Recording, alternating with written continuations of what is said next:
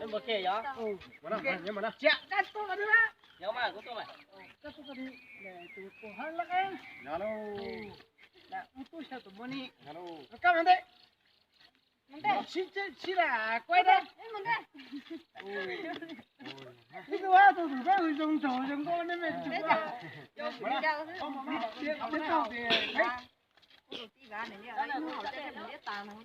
Cái gì?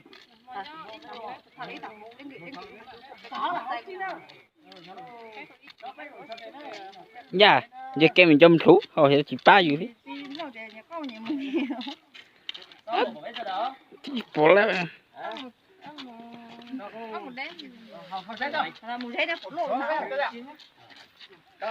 Ra lò này chúng ta đã thấy đâu. Thế à, họ IP chua đấy à? Sao mía? Làm đấy à? Cái cả hai đi. Lim rượu để chia sẻ nấu bữa nhá. Bây giờ em để xin là em xin một tí rượu nhé. Mà có đó là hòn đấy hòn đây. Nó lên chó téo. Cậu hòn bây lên miệng mình chỉ đắt tổng tao xua đây. Nó nó kêu. Không phải là đùi nhá. Nhưng mà đến đi kia thì nó là 2 triệu. Này, Họ quả mù đây.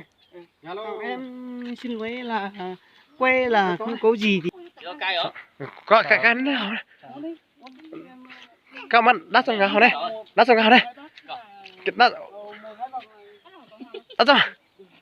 Thì lo lắng đi. Thế thôi. Đã. Cẩn thận đắt hảo đây.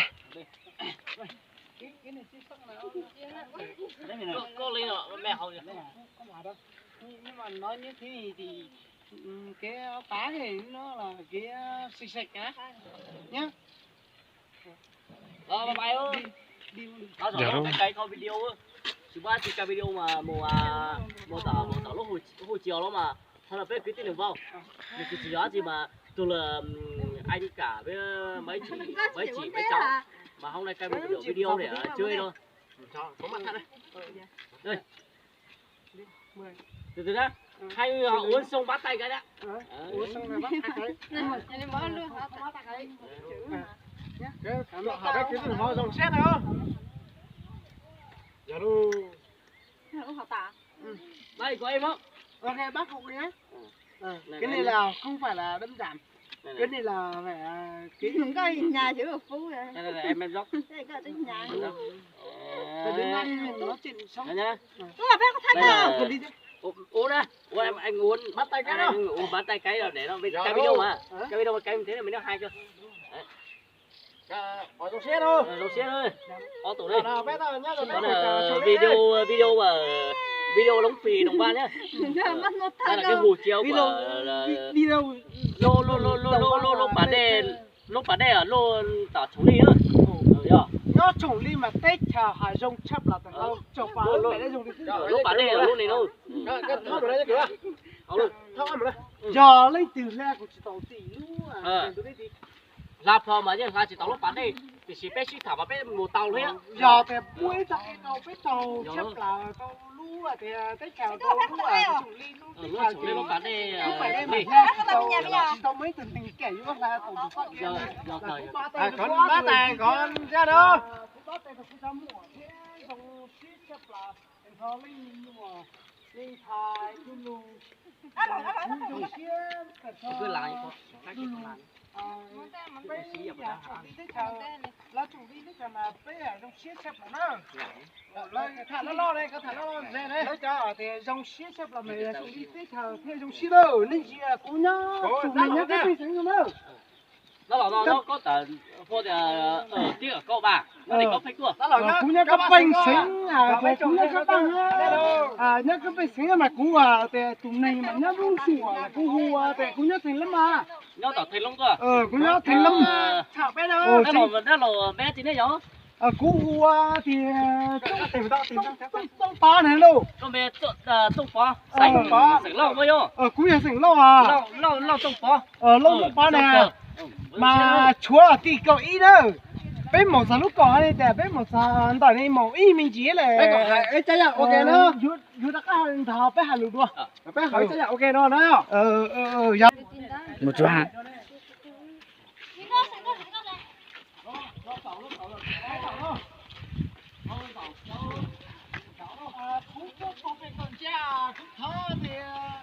dầu nó cũng chỉ là lú hay là lú hồ chiêu hồ chiêu là tỏ có phải bản đó có sáu trả đâu Chứ để tiếp nọ hà, tiếp nọ, nó là nét dễ sợ hà. bé tuổi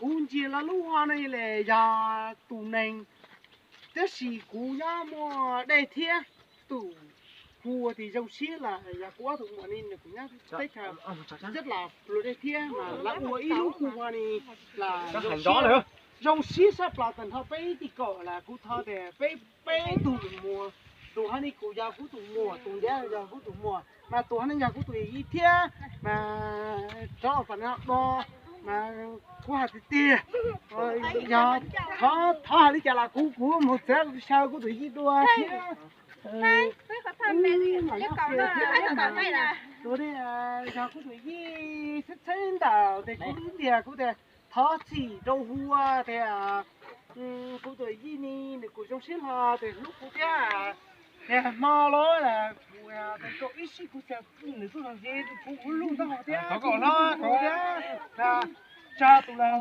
cú lúa tụi này cú lúa cái mình cú lúa từ thành ho lửa nông này phải cái mình rửa này chỉ phát triển nữa này còn dùng xe hả thì hãy là dùng phụ bé tại cú thật thì cú lúa cái tía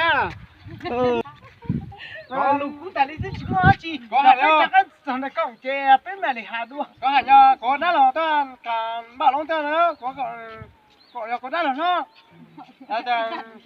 con tên là con mẹ tiên có những cái có phát hiện nó bé sao cho xe là tầng không bạn này nó bảo có điều bạn giờ sống đi đâu nó tập bỏ đây còn hậu bé đã lò thì bé cái thằng phụ có xin lông này đây có học bé đâu ôi giờ trong cả thế tháo thì là cái lúc xí trong thế luôn con ở chẳng có đâu nữa cũng tất chỉ cũng nhau và thành lâm cũng tua toàn tạo cái lúc trong xí tại đỡ tua tệ ít dầu ra về chỉ tụi mình mà cho mình chỉ là cô mà chắc là tổ tiết lòng nó đấy bao tay tiền cho hai bên trong xí xứ thì chưa trà mà menu là ước sẽ được tụi tay ua xí mà cũng tụi yin thì tụi là no nó là con thai tôi tuần thai mình tôi mình nhỏ rồi sẽ là tôi tệ chúa mình thà thì bây giờ để bên kia đã lúc bây giờ đã nó thì phải chịu nữa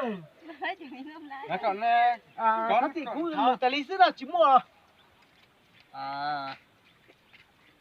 thôi các bà bé nhá không cả cho tôi là tính ra tôi là một tôi là họ tên tôi là Sính, họ tên là Sính, nhưng mà đấy bây giờ thì chúng tôi cay đỏ video ở đây này đấy là anh này là anh thích ở Cao Bà Lêm, là tôi bắt tay với anh ở Cao Bà. Đấy, thằng này là thằng em tôi, và đây là dì tôi, mà con cháu của dì, đây là vợ tôi, đây là bé con cả của tôi. Cho đến giờ đấy thì tôi không biết, nhưng mà cái này con của em trai tôi, đây là cũng con của em gái, mà đây con của tôi. Thì có cây phải được video này ấy, thì mong các bà thông cảm cho, có cái nào sai, có cái nào không đúng thì các bà thông cảm tôi. Đây là một cái hủ tiếu ở Sủng Ly, Đồng Va, thì tôi tên là Sính, thì tôi có thể thăng họ. Các bà theo dõi video của tôi có hay hay không, nhưng mà các bà có thể theo dõi cái hủ tiếu Sủng Ly. Đây là cái hủ tiếu nó đảm bảo nó tá nhì khu nước ở Sủng Ly, thì cho đến cả cái trái Sủng Ly mà hai xã có thể sử dụng cái hủ tiếu nước này không bây giờ hết được.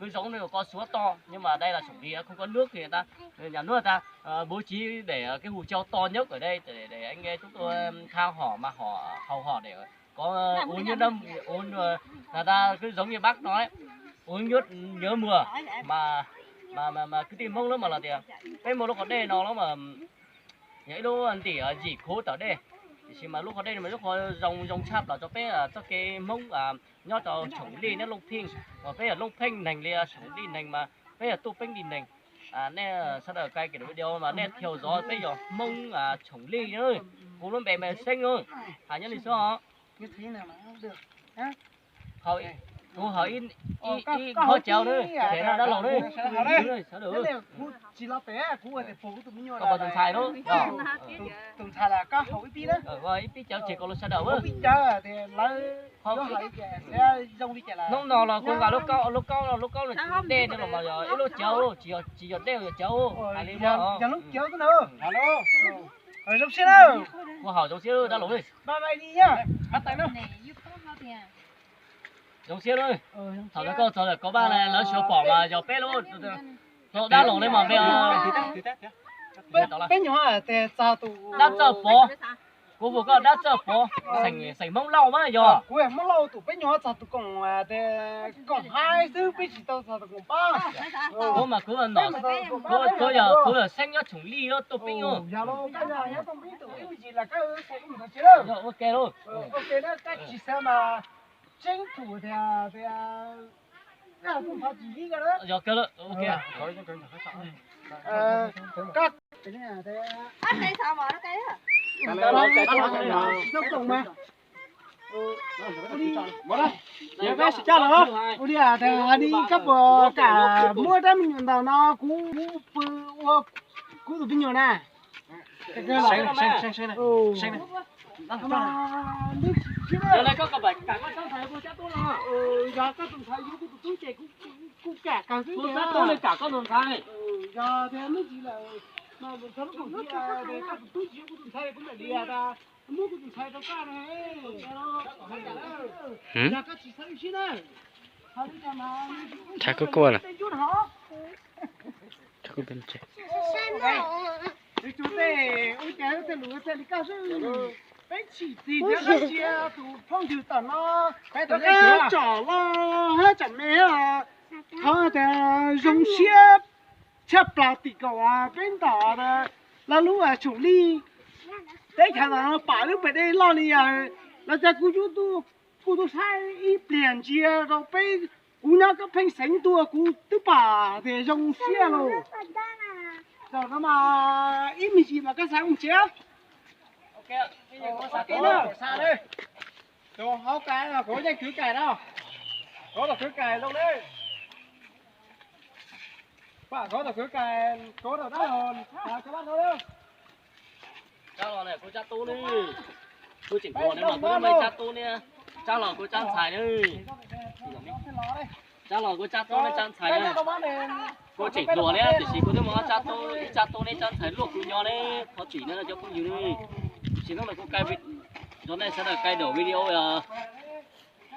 đã chụp bò nhau thì có ba thôi cái cài đổ video đó lúc mà cái hồ sinh thái của sủng ly á đây là cái hồ ô nhiêu đâu nhớ mùa nhá lúc bán đây lo tàn sau lúc bán đây mà chỉ ta sau chỉ ta khô luôn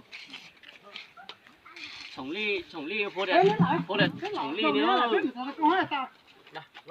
con bé nó chồng này bé cháu cạo đây đấy nó là bé giỏ đi không nó bé cái thằng nó phải cái đồ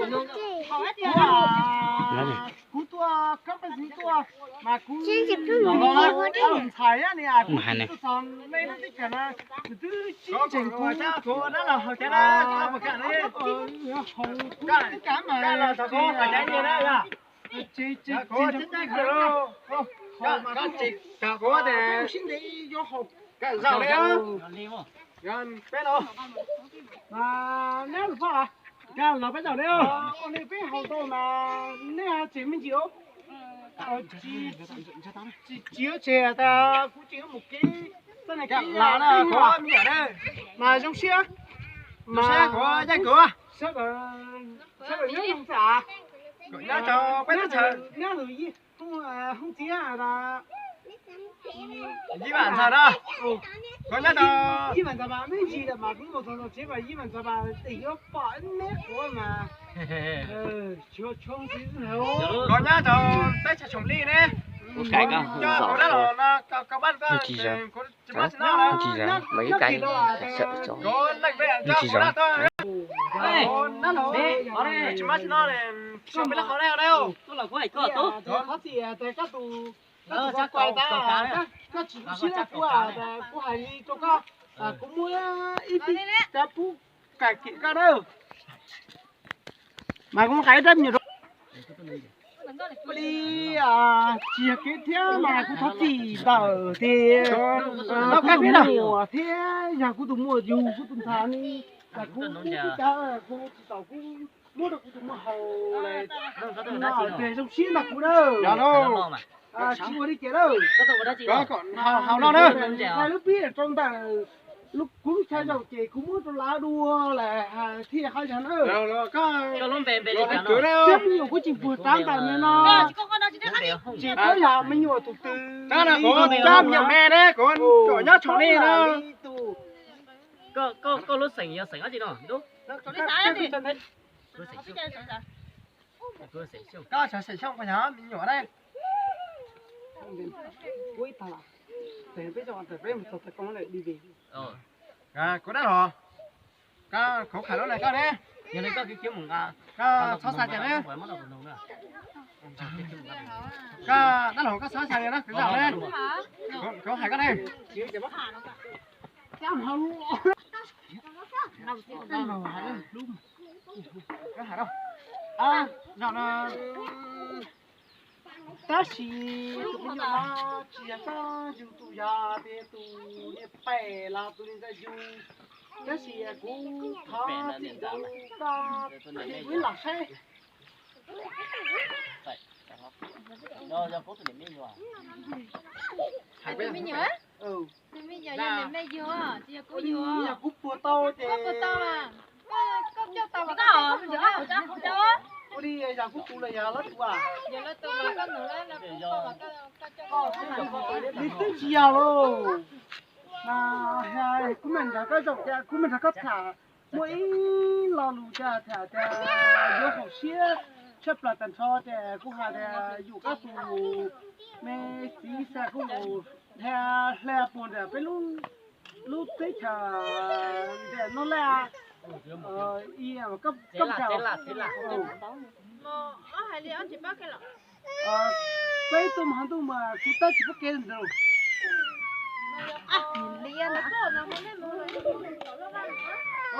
mù tao nó thế là một rẻ không một rẻ một giờ có xí tính mà cũng chỉ có hay giờ có xí tính về cái tụi mùa cũng giờ cái tụi mùa mà cũng hay dùng xí rồi ta lúc đấy chờ ta lúc đấy nào cho ta mà xí thế rồi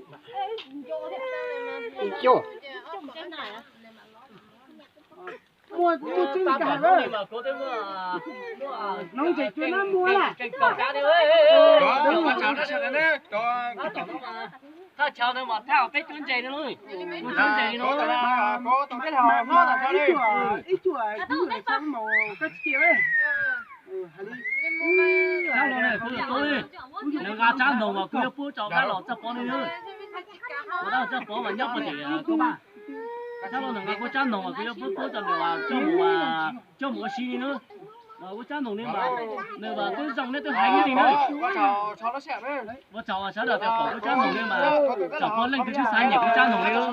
lấy mồ ôi rằng đã ý mà cái gì好了，我家农的狗还，我只找我考，只找我考农个补啊，补教啊，考水落啊，做几枚，呀，呀那枚包狗天的嘞，找到嘛，找到这个家农的，那搞好了嘞，农的补啊，我把那个我只专业的，我接到农了，我接到农接到农。